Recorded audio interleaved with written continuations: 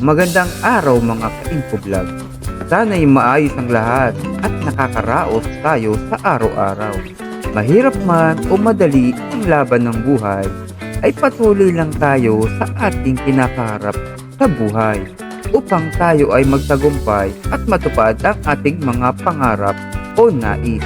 Katulad ng mga nakaraang video natin na nakahanap ng katapat ang mga bulin hayop, ay sa ating video ay matutunghayan natin iba't ibang hayop na matatalino at may angking kakayahan sa mga hamon o laban ng buhay.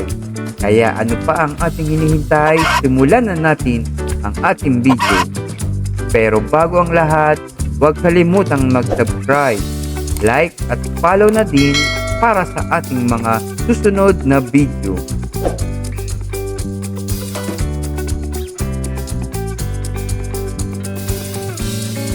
Ang pusa ay nakalimutan bigyan ng pagkain ng kanyang amo. Kaya naman siya ang gumawa ng paraan para lumabas at kumuha ng pagkain. Kaya siguraduhin natin na nakasara o nakasusi ang kanilang kulungan para hindi na sila ang kumuha ng pagkain nila. Ang mga manlalaro ay kinulang ng kasama sa kanilang paglalaro. Kaya nag-volunteer ang aso. At hindi naman siya binigo ng kanilang kakamping aso. At naipanalo nila ang laban. Ang galing! Sa susunod naman natin na video, ay ang munting pusa ay nag-iintay na may magbukas ng pinto. Ngunit ang pusa ay nainip, kaya siya na mismo ang nagbukas ng pinto para siya ay makapasok. Sa pagpasok niya ay mayroon pa ring isang pinto. Ngunit ito ay walang problema at kayang-kayang mabuksan ni Muning. Kung ikaw naman ay napapagod sa long drive sa pagmamaneho at gusto mo ng may kapalit, ay siya na ang iyong sagot sa iyong problema. Basta wag mo lang kalilimutan na magdala ng saging. Ang elepante naman na ito ay may angking talento sa pagpinta at pagguhit na handa kang turuan ng mga basic na drawing patungo sa paggawa ng mga lab drawing para sa iyong minamahal. Ang dolphin naman na ito ay handa kang tulungan sa oras na ikaw ay may nahulog na gamit sa tubig. Ang kailangan mo lang masiguro ay waterproof ang iyong gamit para hindi masira. Ang pusa naman na ito ay naiinip at walang magawa sa bahay. Kaya naisipan niya na buksan ang TV upang manood ng paborito niyang palabas habang iniintay ang kanyang amo. Ang daga naman na ito ay tinuruan ng iba't ibang pagkakaabalahan para hindi sirain ang gamit sa bahay.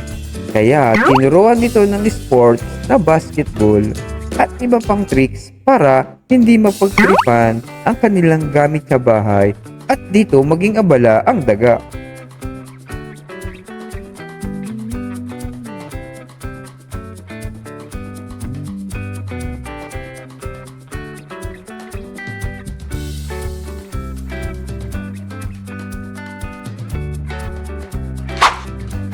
Ang unggoy na ito ay tinuruan ng karate para kung sino man ang mambuli sa kanya ay makakatikim ng malakas na sipa at suntok.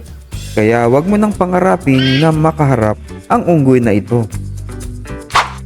Daga po.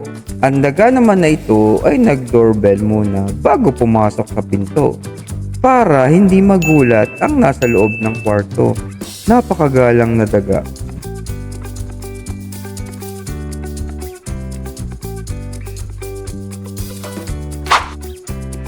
Sa ating susunod na video ay totoo pala na mabilis ang mata ng pusa.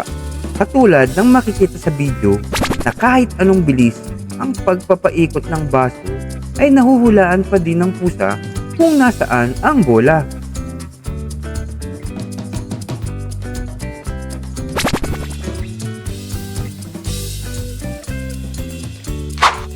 Ang ibon naman na ito ay kakaiba dahil naturuan ito na kuhanin ang mga kalat at itapon sa basurahan. Ang mga hayop ay kaya itong gawin. Tayo pa kayang mga tao? Ikaw, may angking talento ka din ba na higit sa mga hayop? paki-comments mo sa comment section, paki-like and subscribe na din para sa ating mga susunod na video. Maraming salamat!